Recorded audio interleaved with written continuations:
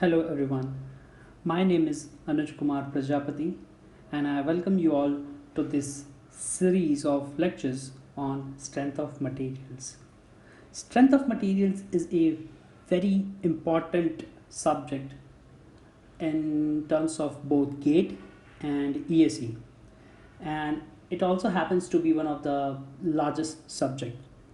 So I shall try my best to keep it as short and information packed as possible.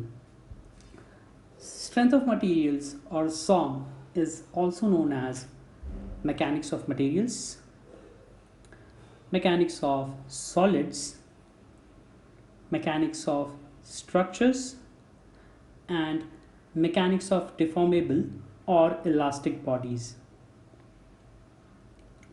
So, um, you might have come across this another subject in mechanical engineering known as engineering mechanics. What essentially it does is it deals with rigid bodies. In engineering mechanics, we study the mechanics of only rigid bodies. We study about the external loads that are applied on these bodies and what effects these forces have on the body.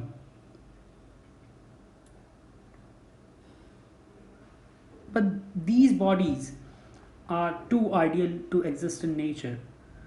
We have made a lot of assumptions for the ease of calculations, and therefore, to deal with the reality of materials, we need to study strength of materials.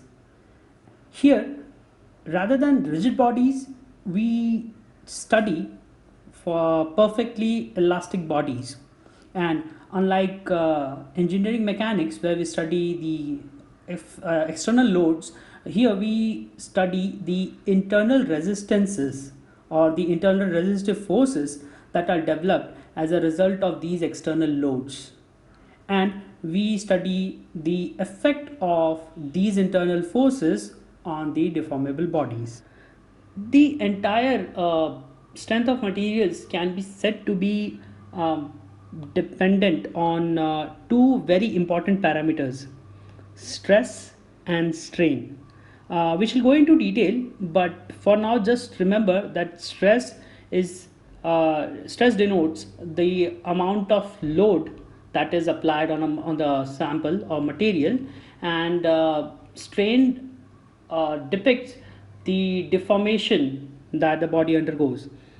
So if you see the stress strain diagram of a deformable body, which is shown on the right, you will see that for very small values of stress and strain, the relationship is quite linear and the slope is finite. What it essentially means that for a finite amount of stress in the given region, you will have a finite amount of displacement or deformation. On the other hand, if you see the rigid body, the stress strain curve of the rigid body, the slope is infinite. And it simply means that no matter how high the stress is, there will be absolutely no deformation, which is not a reality. It's an ideal assumption that we make for ease of calculations. Now, since we are dealing with elastic bodies, let us define a concept called perfectly elastic body. What it essentially means is no matter how much the deformation is under a given external load, the body will regain its original shape and size once the load is removed. And just like a perfectly rigid body, a perfectly elastic body simply does not exist. It is too ideal to do so. Therefore,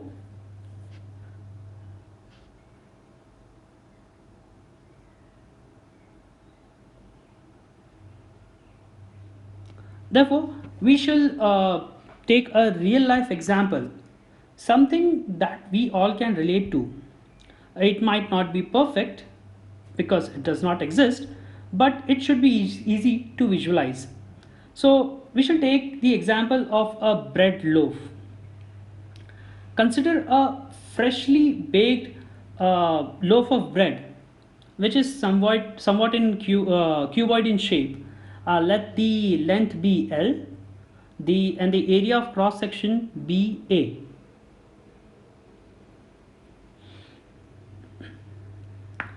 Suppose this cuboid, this loaf, we shall consider it as a bar. Suppose this bar is subjected to compressive forces P along its in the direction of its length. What will happen is, as you can visualize, consider this as a thought experiment, that when you are compressing a loaf of bread from either sides, the length of the loaf will shrink, and at the same time it will start bulging out from the sides. This is called as longitudinal compression and lateral or transverse expansion. This phenomena of changes in the longitudinal and lateral dimensions occurs in almost every material that we encounter, but it's not visible to our naked eye because the extent of these deformation depend on certain properties of materials. For example, we chose this example of a bread loaf because it is very easier to deform, but at the same time you cannot deform a metal with your bare hands. So in this example, when a load is applied, the length shrinks by an amount delta L and the area expands by an amount delta A. Now that we are done with this thought experiment, let us make its use. For simplicity, let us imagine that every component that we come across is essentially a loaf of bread. What I mean by this is, if you see a component or a body which is undergoing some sort of compression in a particular direction, remember that if there is a compressive force in one direction, there will be a reduction in length in that direction, but at the same time there is a potential for increase in the cross section area or bulging in the transverse direction. So let us consider this body which is oriented in 3D along the x, y and z coordinate axis, and let us consider that an external load is applied on it. The result of which will be there will be stresses developed in these three fundamental mutually perpendicular directions, that is the x, y and z. Now what is stress? Well, simply stress is often defined as force per unit area, but this definition is sort of incomplete because we don't really know what this force is. This force can be either the external load that we are applying, or it can be the internal resistive forces which are set up within the body. So now let us understand the mechanics when this external force is applied on a body. So consider a body and a force P is applied in such a way that the body is shrunk in length. This decrease in length will lead to certain molecular level interactions. The same number of molecules will now have a reduced space to occupy, and this will cause an intermolecular force of repulsion because the molecules are in a state of discomfort, and this is what leads to stress. So now that we know that the stresses are a result of the intermolecular forces of repulsion, it's therefore we can say that the stress is a result of the internal resistance of the body and not the external load. Therefore, we can write stress as the ratio of internal forces and the area of cross section at any given point. Now, we know that these internal forces set up in the body are a result of the external load applied. These internal forces are induced due to this external loads. Therefore, we can say that the induced forces will always be less than or equal to the external load. Now, this gives rise to two cases. Firstly, when the body or the deformation is within the elastic limit, and second, what happens after the elastic limit. Within the elastic limit, the internal induced forces are equal in magnitude to the external load. What it means is that as long as the body is in the elastic limit, the body is in a sort of a state of equilibrium. As soon as the external forces are removed, the internal forces will cause the body to return to its original shape and size. But when we are dealing with the region outside the elastic limit, the internal forces will always be less than the external forces. And at the elastic limit, the internal forces will reach its maximum value. Now, we were considering an elastic body oriented along the x, y and z axis. Now consider a point A in this body. Due to the external loads that we had applied, there will be stresses developed in this body along each of the three mutually perpendicular directions, which can be denoted as sigma x, sigma y and sigma z. Now, let us consider a special case where stress is developed only in the x direction, and this is simply due to the kind of loading that we have subjected the body to. Sigma y and sigma z are equal to 0 and sigma x is not equal to 0. This is known as uniaxial state of stress at a point. Now, I have said that strain is directly proportional to stress. Now, it would be intuitive to say that a uniaxial state of stress would lead to a uniaxial state of strain, but it is not true. Remember the example of the bread loaf. We were applying load only in one direction, and yes, there was some compression in that direction, but we also had some expansion in the other two. So a uniaxial state of stress would still lead to a triaxial state of strain, where the strains can be denoted by epsilon x, epsilon y and epsilon z, and none of these terms are equal to 0. Let us consider a body of cuboid in shape oriented in space along the x, y and z directions as shown. Now this is an elastic body, and let us consider that this body is subjected to a force in the x direction. It may be compressive or tensile, need not worry about that. Now this force leads to a uniaxial state of stress along the x direction at that point, which means that the stress in the x direction will not be equal to 0, but the stresses in y and z directions will be equal to 0. Now this stress in the x direction would lead to a strain along the same direction.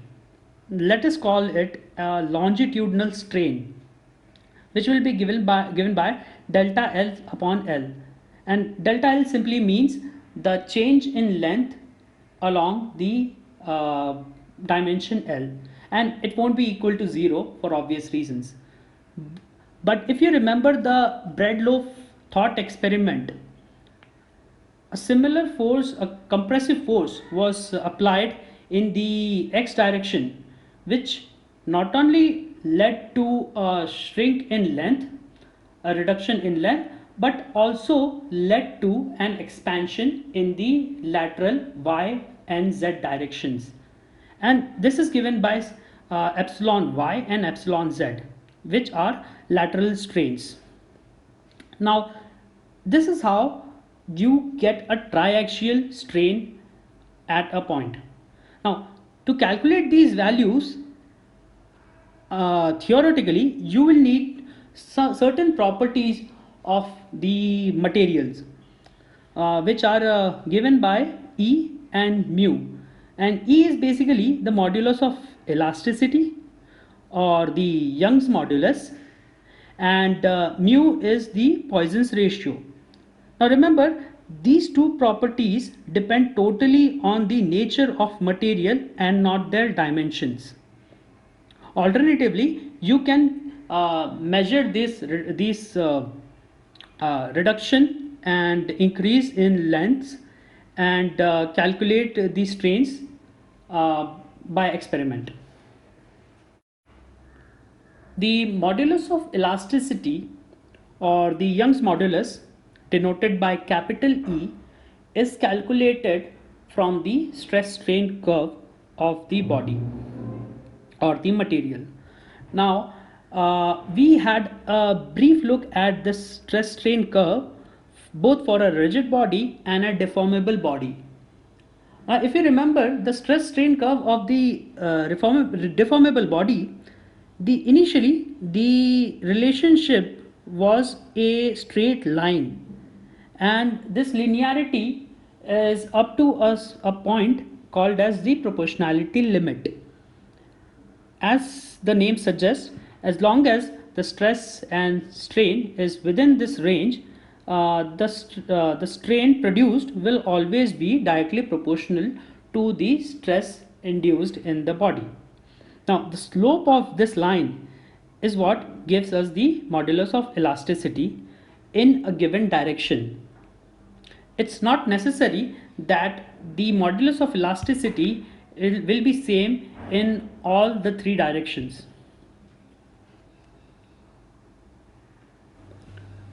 Now that we have tackled the problem of uniaxial state of stress at a point, let us reduce the simplicity and go a bit step further, and let us talk about the triaxial state of stress at a given point. As the name suggests, it means that there will be some finite amount of stress in all the three directions. And if you remember, as in the uniaxial state of stress, there was one longitudinal strain in the direction of stress and two lateral strains in the other two mutually perpendicular directions. So in this case, now that we have stresses in three perpendicular directions, we can expect that there will be three longitudinal strains in these three set directions. Now, as we saw in uniaxial state of stress, that each longitudinal strain was accompanied by two lateral strains in the perpendicular directions, and same thing we shall observe here.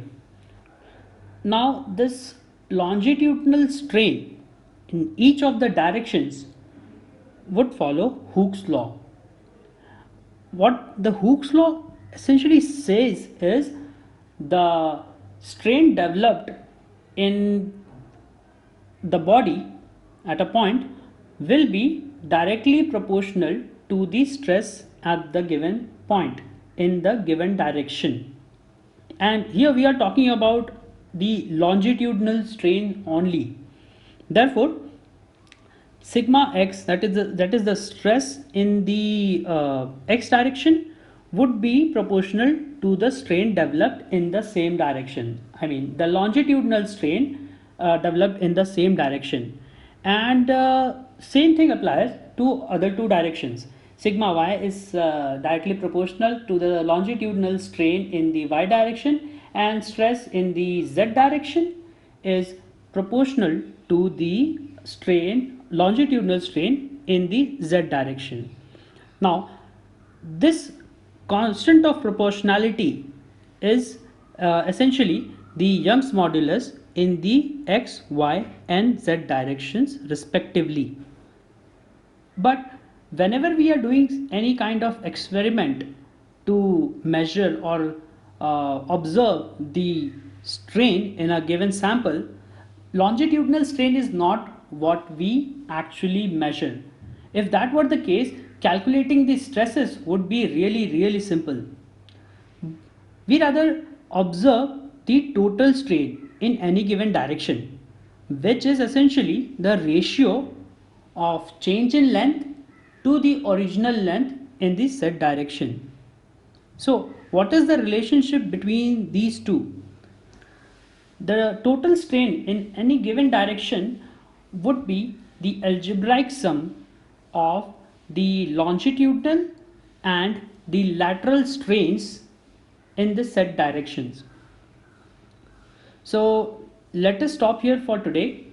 In the next lecture we shall explore some more concepts and also take a look at the aim of studying strength of materials. Thank you.